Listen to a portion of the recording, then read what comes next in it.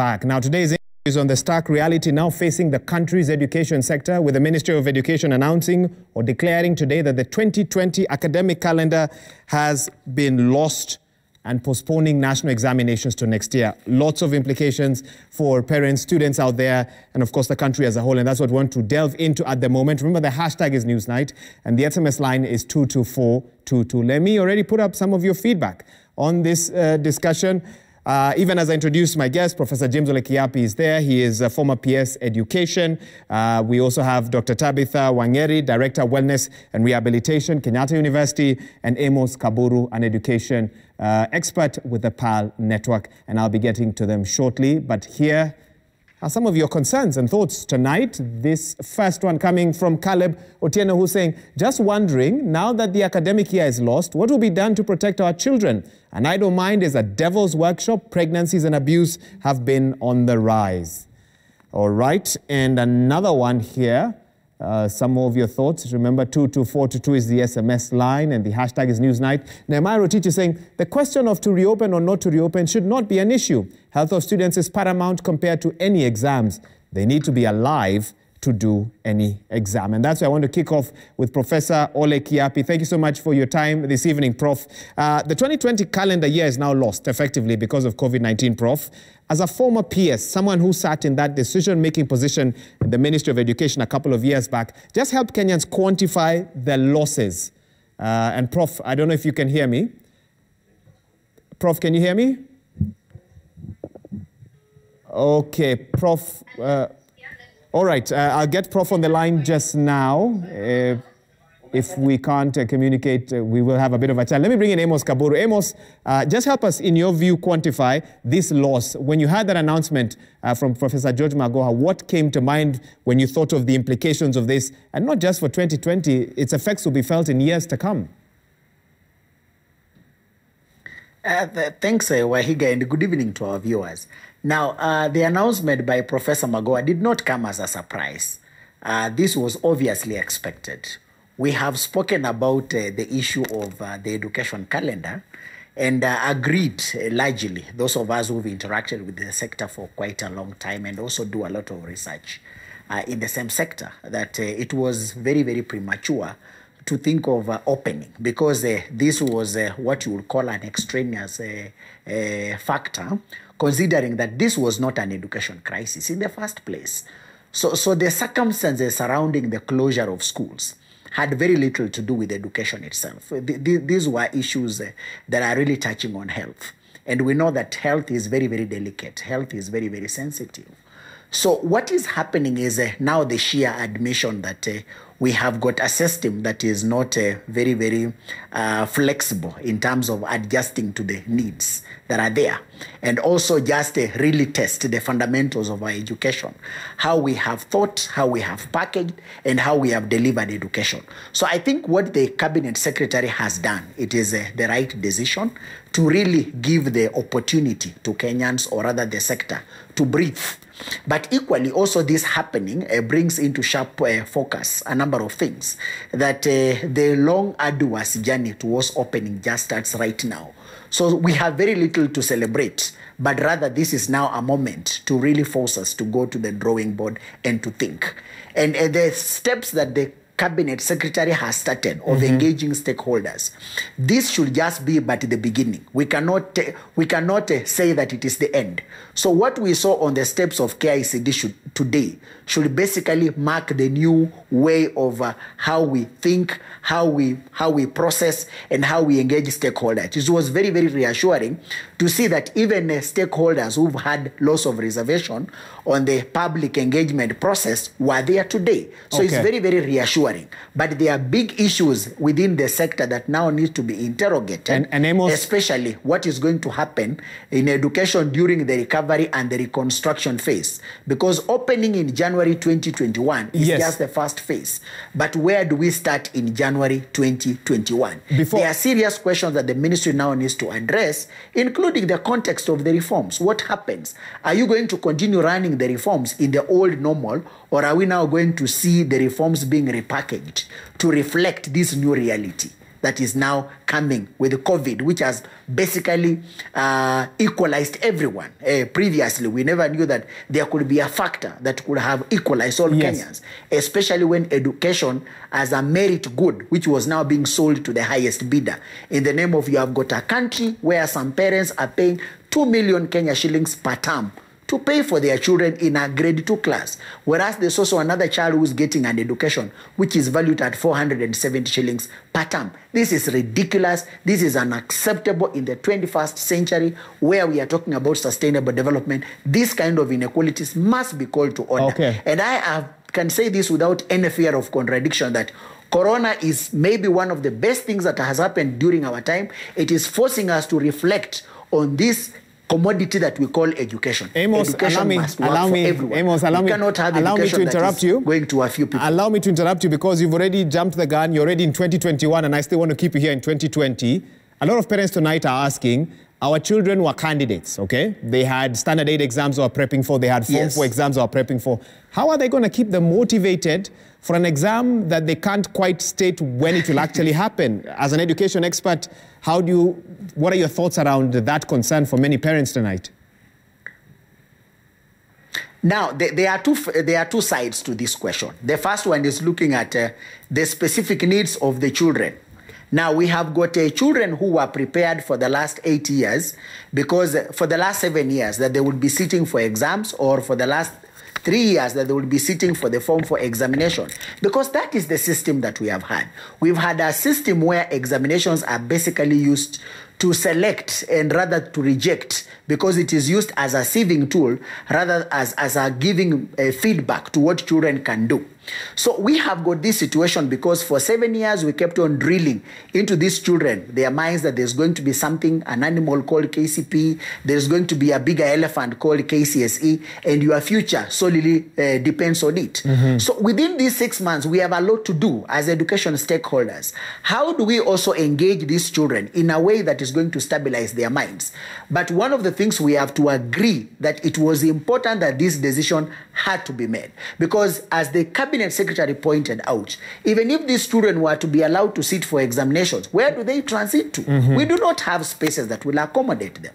You can imagine a system that is exiting 700,000 candidates in Form 4, whereas it's supposed to receive 1.2 million children. So how do you cover for the deficit of spaces that are more than 500,000? So this is a realistic decision, and it is cardinal, it is important what the ministry has done. It is the right decision. So yes, we have to confront the question of, in this, what we are calling the University of Life, how do we engage our children to begin even reconstructing and recalibrating their mind that life is not all about examinations.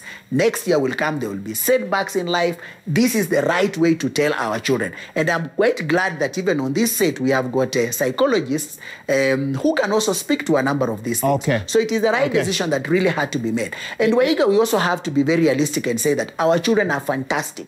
You can imagine children who grew up knowing that they have to be playing all along. But for the first time, our children have stayed indoors since March. I can assure you for a fact, when the president is giving the next award of heroes for COVID, we really must actually award our more than 15 million children who have stayed indoors. And that's why you really see they are not going out to play. They are not seeing their friends. These are great men and women for the future. I am quite optimistic that we'll have better citizens who will... Thank you, Amos, for that. Let me bring in the other panelists. And of course, a bit earlier on, we are trying to get Professor James Ole Kiapi. Prof, I trust you can hear me now.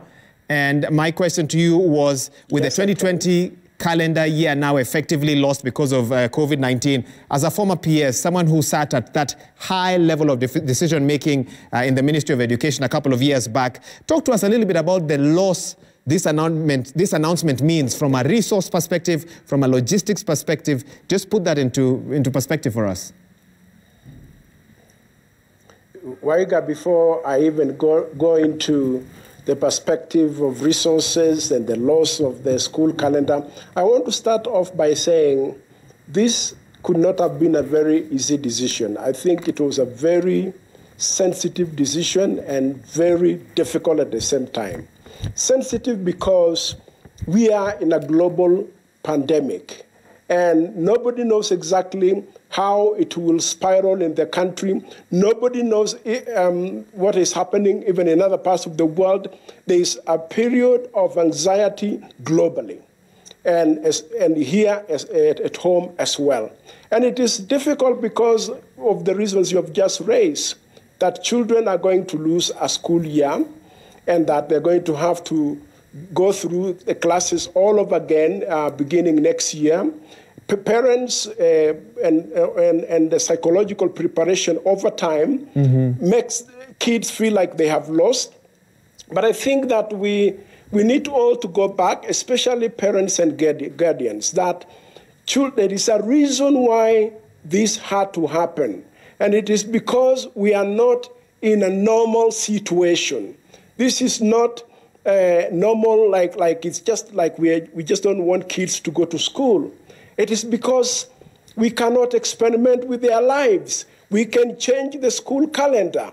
We can prolong or shorten, but we cannot in any way experiment with the lives of children. And what about the teachers?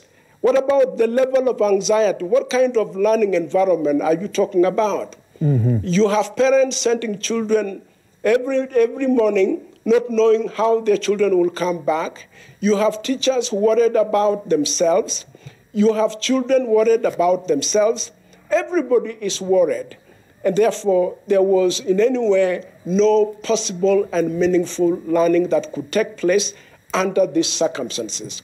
Now, going forward, of course, I think it again begins with the parents and guardians, that they have to help their children. They have to walk the journey with them to help them realize that learning or education is not just being in a class and being taught by the teacher, that even understanding the challenges of life is a bigger education than perhaps what you can learn in class. But they also have to help children to understand that there is actually a problem. There is a legitimate reason. It was not that the government just wanted to deny them the opportunity to study. There is a legitimate reason, and it applies to everybody from kindergarten to university. Prof. And therefore, again, there was no, imagine, for example, there was an earlier option that maybe we can allow candidates to do the exams and then the rest of the school will come later. That would have created a logistical nightmare simply because of the weak educational infrastructure we have in the country, which is, of course, a discussion we must have after this. In fact, for me, I think that the government had really no option. I think this was a wise decision, and there is no loss in my view in terms of learning. In your view, how much has the COVID-19 pandemic exposed the weaknesses in our education infrastructure? How real is that to you right now? I remember for a long time when I was a PS and even much later, even during the time of my political life, I always raised the issue that our schools right now have pretty much stayed where they have always been, while the population of students has increased phenomenally. And therefore, really going forward, because this is not time for blame or even saying what is wrong, what is working, what is not working. In education, you are always looking at 4 key principles. You are looking at the principle of access. Now, we have tried to do quite a bit to make sure everybody has some access to education, never mind whether it is really good quality or not, but we have pushed that quite a bit. Then there is the aspect of relevance. Relevance is an ongoing debate. That's why we are changing the curriculum, and that's why there's always this debate about whether to have this education system or that education system. It is a lifetime debate. Education is always back and forth. Every society, every generation will always revisit whether we are giving our children the education that is responsive to the realities and the needs of society at any one given time. Okay. then there is the issue of equity. I'm interrupting you. Yeah. Allow me to interrupt you, because some would then say on the back of that, what guarantees do we have that once schools reopen, should that be in January 2021, that infrastructure will have caught up with the numbers with social distancing as a factor? No, there is no guarantee to anything, because we are working on assumption. And you know, it's an assumption. And the government made it very clear this morning that we are assuming that come January, these COVID-19 levels will have gone down a bit, or reasonably down.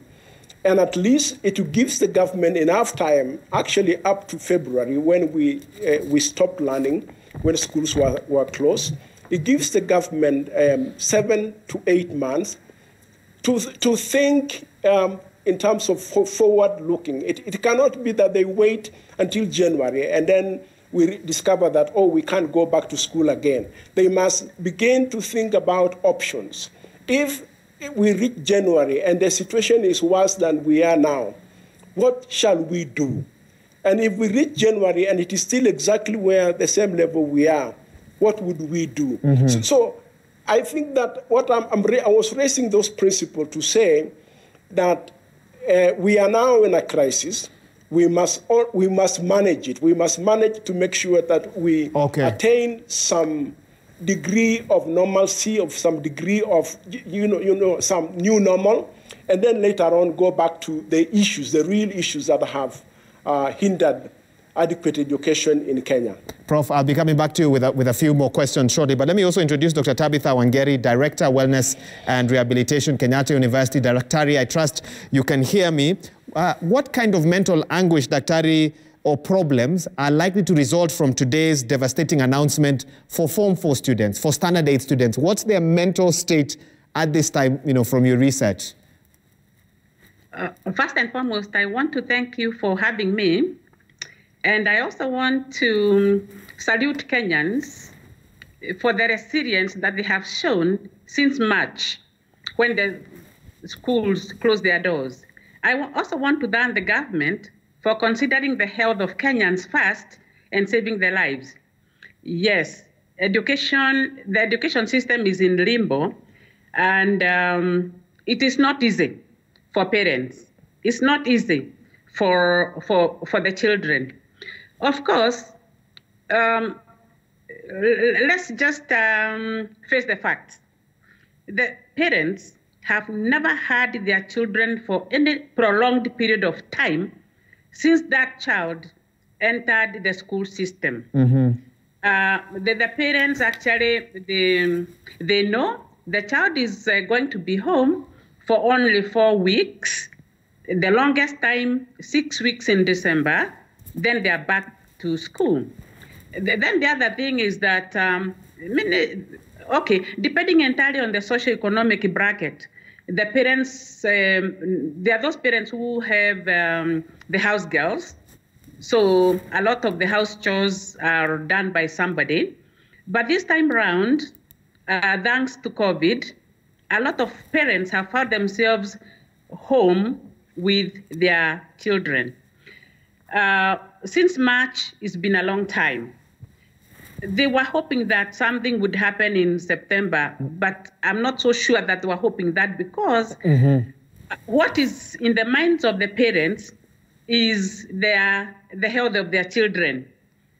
Social distancing, the children in preschool, even the children in early childhood, children who like to play, how would they social distance?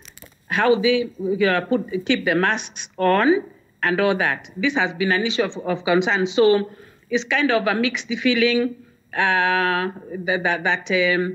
now we hope that by January, these things will have been sorted. But there is anguish. But I also want to tell the parents, when we are worried that a whole school year has gone, what is at stake? And what is at stake, and everyone agrees, is the health of the children. Yes. And anything that will promise the parents that the school will be a safe place, that will be a good thing. Daktari, Daktari, tell me this, and you know, some would even want to know at this time, over the next 6-7 months, how would you advise parents to keep their children engaged? Because that is a big challenge. When you look at, not all parents come from the same socioeconomic part of society that they can afford. For example, you spoke about house helps and so forth. How does one keep children active, engaged at a time like this, especially when we're looking at possibly early next year before they can take them back to school? I wish that this question had come actually in March, because there's a lot that parents, not just, let's look at the family and the family programs. I do not know how parents have been surviving since March. And yes, Kenya is a place of diversity, that there is that parent who must wake up very early and they have nobody to leave the children with. Mm-hmm. And there's that parent who is actually working at home, and therefore they are with the children. So there are those children who are in the rural areas and they are living the life there. But I want to assure all the parents, wherever the parent is, whether in the rural area or in town or whoever is around to help, parents can sit down with their children and come up with routines. A routine that say, this family waking time will be this, and we stick to that. Mm-hmm. The chores in the house will be this, and they'll be done by so and so and so and so. Meal times will be this, and this is what will be eaten. In fact, all the way to even thinking about the what will be eaten and the times to eat and agreeing on that. Mm-hmm. The time to study and agreeing on that. The time to have leisure time and what leisure activities to engage in. Because Wakenya, and you agree with me, if family life is not structured, it will be, I don't know what it has been since March, but it will be another half year of family conflicts, of people who are oversleeping, of people who are not doing their household chores, of people who are eating when they want what they want, so that even the budget may become very difficult to run. I don't know how parents have been running their budgets, but they cannot actually run a budget by sitting down and agreeing on the menu. Dr. Tabitha, you are raising some very real concerns that I know parents have tonight, and I'll be reading some of their questions to you a bit later on in this program. But allow us just to take a quick break, and you're watching Newsnight. Stay with us. I'm seeing a lot of your questions. Some parents saying, we already paid fees for the better part of this year. What are we going to do? Others are saying our children are already engaged in online classes and they're already learning. Is there a way the government can factor that in? And we are seeing some of your other questions as well. We continue with this discussion on the other side of the break. Remember, the hashtag is Newsnight and our SMS line is 22422. We'll be back shortly with this discussion.